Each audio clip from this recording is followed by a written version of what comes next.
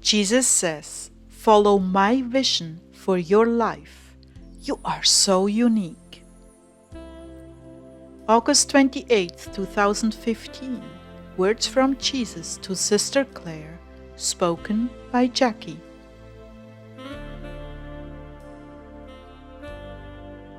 Clare began, well, forgive me, Heartdwellers. I'm sorry I didn't get the message up last night. I think it's entirely my fault. In fact, I know it is. I came into worship today and said, Lord, I'm sorry. I've been so scattered. Scattered? Scattered isn't the word for it. Try distracted. Deliberate attempts to keep you from posting messages. Just make this your priority of the day and this won't happen again. These are deliberate attempts, not circumstance. Forewarned is forearmed.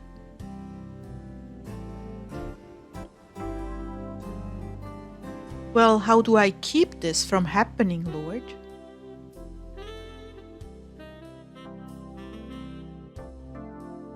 Make me your priority every day. I know you're compromised right now with the work around the property. In spite of that, refocus and let that stand off in the wings. You don't have to focus on that, just allow it in the background. Okay, I'm sorry. You are weak, Clare. Very weak.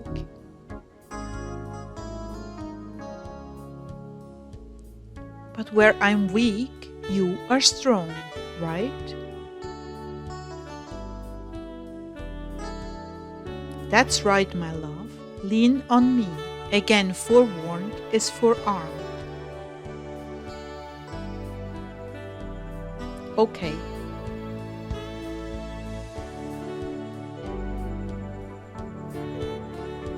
Let's move on.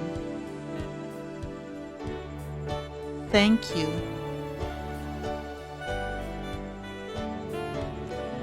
What? You don't like me talking about your faults?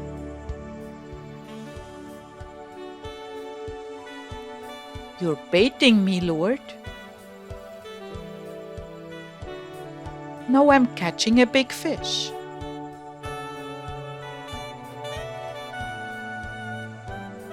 Are you saying I'm fishy? Not at all. Open your mouth and let those golden coins fall out. You have souls waiting for this message. You're teasing me? I am.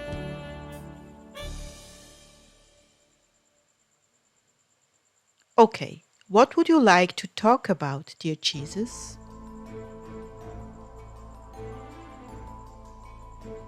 That's more like it. Each one of my blossoms is unique in fragrance, appearance, rooting, soil, need for water, sunshine. Each is so unique. Without this uniqueness, there would be no garden, my bride. Collectively, you are all my garden, which I delight to walk in at the break of day and even midday when the blossoms are open, and nighttime when they close and others open. You are one of my night-blooming flowers. Variety is so very important to me. It serves your free will. It provides choices for my children and endless possibilities for creativity. Satan has tried to bind these opportunities by encouraging people to group together and be under the yoke of conformity. This is another reason why this channel is so important to me. People are learning to think for themselves and not be conformed to the opinions and rules of others. I created certain rules, and they are the ones that are essential. My commandments and words give life and freedom while holding together the fabric of society. A society based on my rules for a happy and productive life. It is when men cast off these rules and replace them with those motivated by greed, sensuality, and control. It is then that rules become binding and crushing on my people.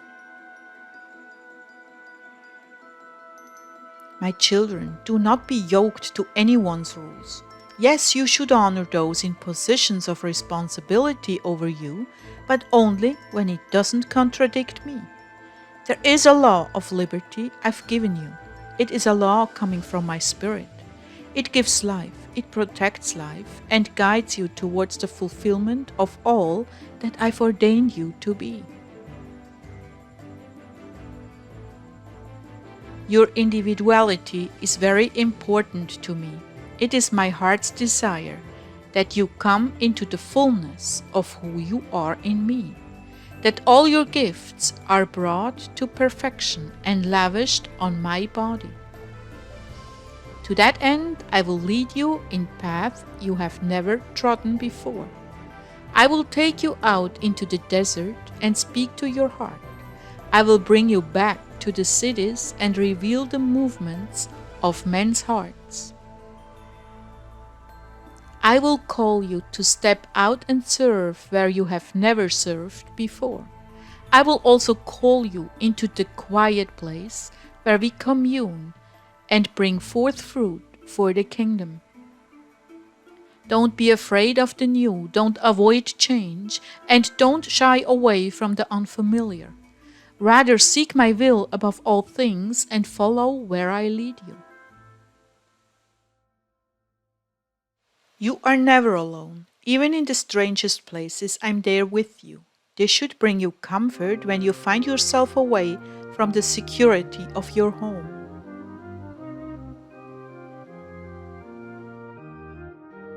Many of you have compromised for the sake of security and comfort, when I wanted to lead you out into a land so different from what you have known.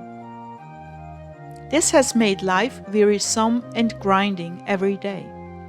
You will at times find an affection in your heart for someone or some work, and it will surprise you. Pay attention to that. I may be leading you that way. Always pay attention to the movement of your heart.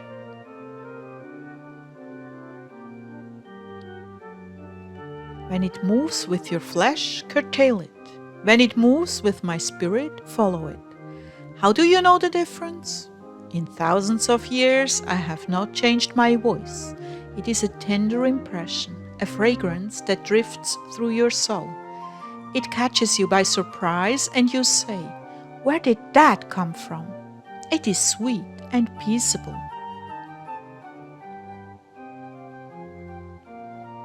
I wanted to share with you all the first time the Lord introduced me to music.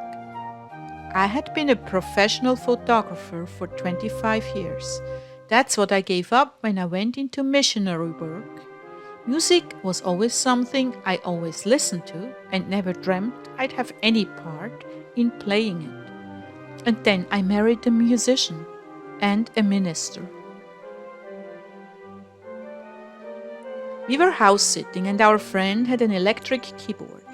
I had been playing with the harp and the mandolin for a while, just for quiet prayer and meditation, and just for fun. And I never dreamt the Lord was going to bring me into songwriting and arranging.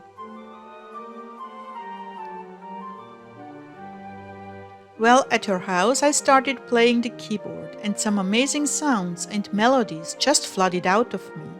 So much so that Ezekiel, my husband, who is a wonderful musician, stopped what he was doing and came and stood next to me just to listen. Of course, I was very timid.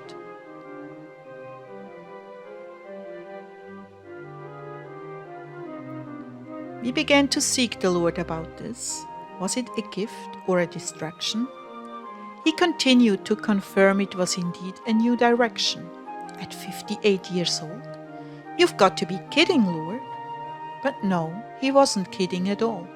He was serious. I remember stepping out of the car onto the driveway at their house when I was still in the discernment stage, and there before my feet was a heart-shaped rock with the clear image of a dove right on top in a different colored stone. It was so clear. Then another time, we were having a prayer meeting and I felt something like a comet swoop down from heaven and land in my belly. Afterwards, we were sharing our visions and one of the ladies said, "I saw a golden harp descend out of heaven and land in your lap." I thought to myself, but I already have a harp. What could this be? I sought the Lord about it. What is this golden harp? All I heard was $3,500. Now, I was raised on classical music and I had really high standards for what a cello or violin or flute should sound like. And I wanted to start arranging music with all those awesome sounds. We began with a Radio Shack keyboard, but that didn't even begin to touch what I remember hearing as a child during the concerts at the Chicago Symphony Orchestra. I again sought the Lord about the golden harp, and one day we had to go to Albuquerque to pick my mother up from the airport. We had just enough time to look around at the professional music store, and as we walked in, right in front of me was an 88-key Roland Phantom workstation. A workstation is amazing. It has hundreds and hundreds of different sounds, and they're all world-class sounds because Roland has a very high standard. It's quite an incredible professional tool.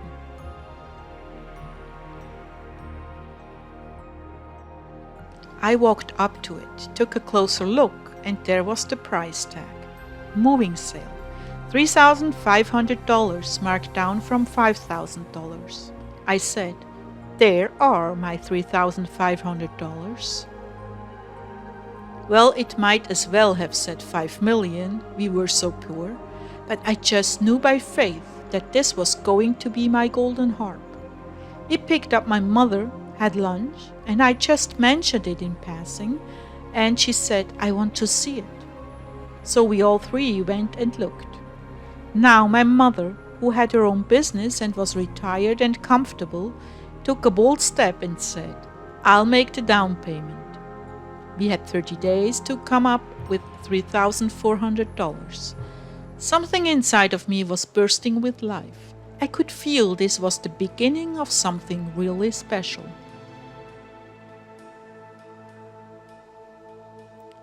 Well, while my mom was there, we went to the bank to try and get a loan, and were turned down everywhere we went, even with our car for collateral. My mother got really angry with the next bank and stormed into the office, while he was turning me down and said, "Forget it, I'll buy it." That was definitely my mom's style. She was tough. That was the very beginning of something I never ever dreamt I would be doing, making music. Photography had been my life, but music, at 58, indeed the Lord saves the best wine for last. And just as a note, guess what was on the cover of the package? A golden harp. So don't in any way shun new territory, new dreams, new inspirations. Use the Bible promises to help you discern. Believe me, Jesus is quick to give me lust when I want to go after something that is not mine to do. But if He continues to give me things like God's love, loving God, Holy Spirit, guidance, I know it is truly His will for me to pursue it.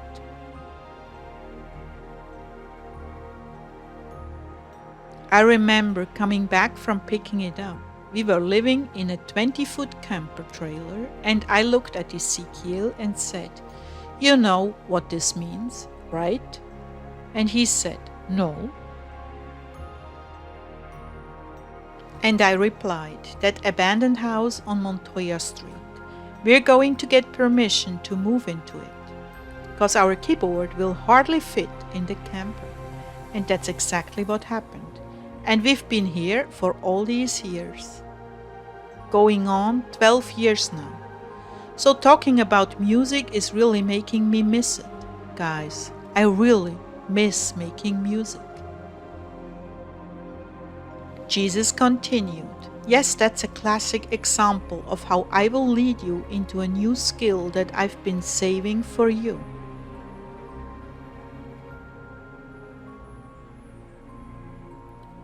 Lord, with the rapture so near, you're sounding like we're going to be here a long time.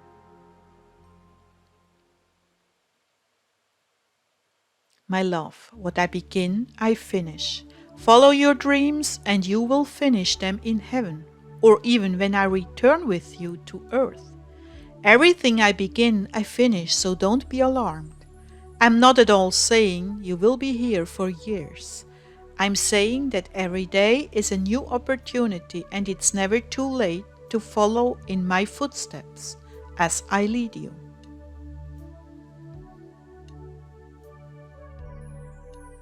Just as an aside, I want to tell you all that there are keyboards and instruments, and we'll be using all kinds of technology in heaven.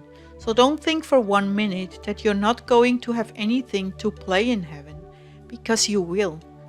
And when we come back to earth, there will also be technology.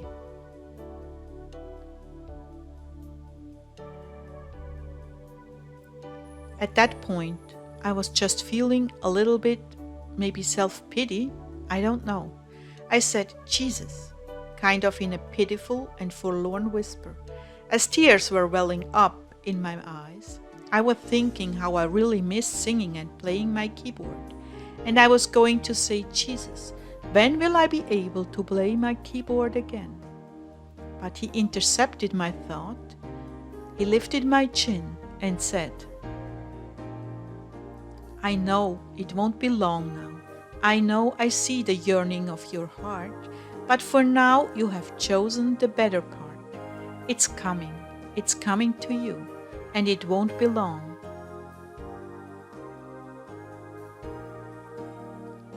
But can't I somehow work it in? My schedule, by the way, is already really tight. We'll see, child. We'll see.